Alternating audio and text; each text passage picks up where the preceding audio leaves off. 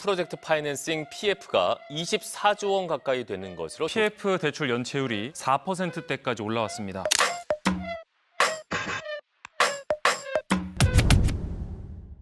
대표님, 제 질문이 있는데 내년부터 서울을 포함한 주요 지역이 신축 아파트가 거의 안 나온다고 하더라고요. 왜 그런 거예요? 이런저런 정책의 이유도 있지만 지금은 개발에 필요한 돈 자체가 아예 안 돌고 있어. 특히 건물을 짓는 데 쓰는 핵심 자금 구조인 PF가 상황이 많이 안 좋지. 말씀하신 PF가 뭐예요? PF란 프로젝트 파이낸싱의 약자야. 개발 사업을 위한 대출이라고 보면 돼. 예를 들어 너가 앞으로 손님이 많이 올 것 같은 카페를 지으려고 해. 근데 일단 지금 카페가 없는 상태야. 그래도 우리가 은행에 가서 앞으로 이 카페가 월 1,000만 원 정도 벌 거니까 미리 10억을 빌려주세요 라고 말하는 구조가 PF야. 미래에 어떤 건물이 돈을 벌어다 줄 거라 예상하고 그 미래 수익을 담보로 지금 돈을 빌리는 구조라는 것이 특징이야. 솔직히 너무 위험해 보이는데 왜 이런 방식으로 건물을 짓는 거예요? 그렇게 느껴질 수 있지. 대규모의 건물을 지을 때 필요한 돈은 보통 수백억에서 수천억 단위이다 보니까 그 돈이 수중에 있는 채로 시작하는 건 거의 불가능하잖아. 그래서 미래 임대료와 분양 수익을 활용해서 은행이나 투자자에게 자금을 조달하지. 잘만 굴러간다면 다 같이 이익을 보는 좋은 구조야. 근데 왜 요즘 한국에서는 위험하단 말이 생기는 거예요? PF가 굴러가는 환경이 망가졌기 때문이야. 인플레이션이 계속되면서 건물을 짓는데 들어가는 비용이 너무 많이 올라갔어. 처음에 설계했던 사업성이 다 깨져버린 거야. 예를 들어 원래는 500억 들 걸 예상했는데 540억, 560억 이렇게 늘어나면서 수익성은 줄고 또 자금 압박은 커지지. 미분양이 또 늘고 수요가 줄어들어서 예상했던 수익 그림이 약해졌어. 요즘은 분양도 잘 안 되고 임대도 예전처럼 빨리 차지 않아. 수익이 약해졌으니까 대출을 상환할 돈 자체가 줄어드는 거지. 그래서 연체율은 또 상승되고 금융권이 보수적으로 변해버렸어. 2025년 상반기 기준으로 PF 대출 연체율이 4%대까지 올라왔다고 해. 연체가 증가하면서 금융기관 입장에서는 리스크가 커졌다고 판단할 수밖에 없잖아. 그래서 예전처럼 적극적으로 돈을 안 빌려주고 있어. 그러니까 사업에 돌아가는 힘 자체가 약해지는 거지. 앞으로는 우리나라에 어떤 일이 더 생길까요? 가장 먼저 오는 변화는 앞서 너가 얘기했던 공급 절벽이야. 수요는 있는데 공급이 없으니까 주거 불안도 커지고 임대료나 매매가가 요동칠 가능성이 커지지. 지금 2026년, 27년 월세가, 전세가 올라간다. 지금 말들이 많잖아. 공급이 줄어들었다는 얘기거든. 두 번째는 성장의 정체야.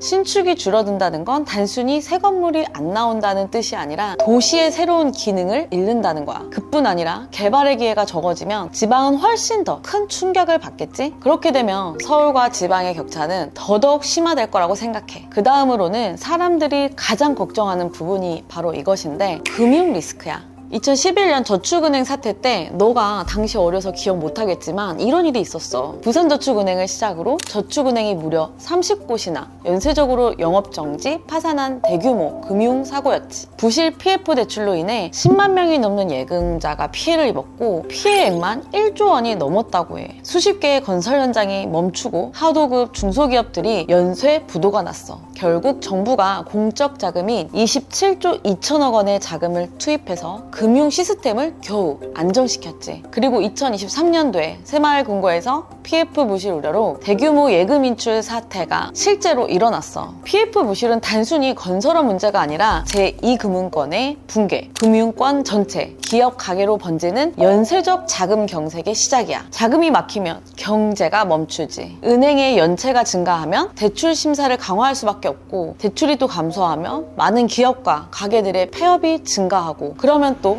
고용이 감소하고 그러면 또 소비 감소로 연결이 되지. 경제 전체에 디플레이션이 올 거고 경기가 침체될 거야.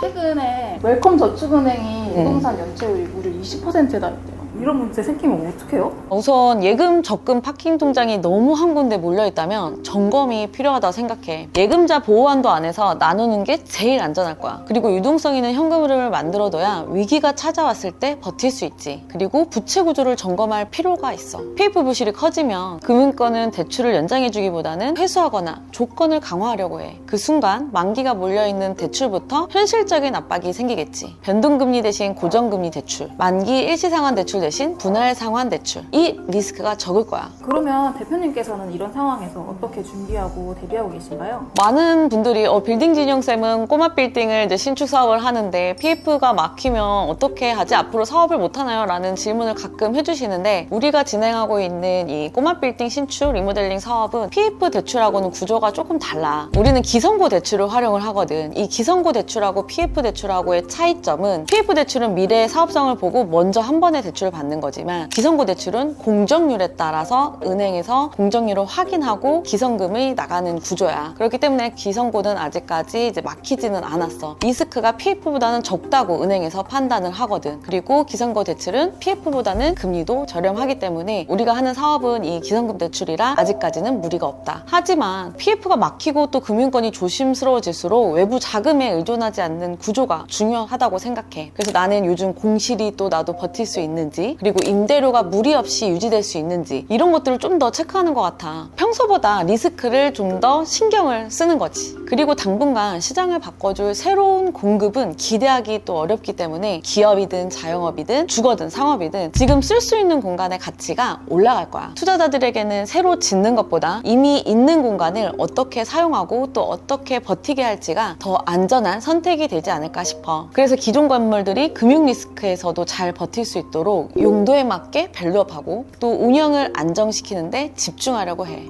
위기가 어떤 질서로 정리되는지, 어떤 공간이 끝까지 선택받는지를 차분하게 지켜보고 판단해야 하는 시점이라고 생각해.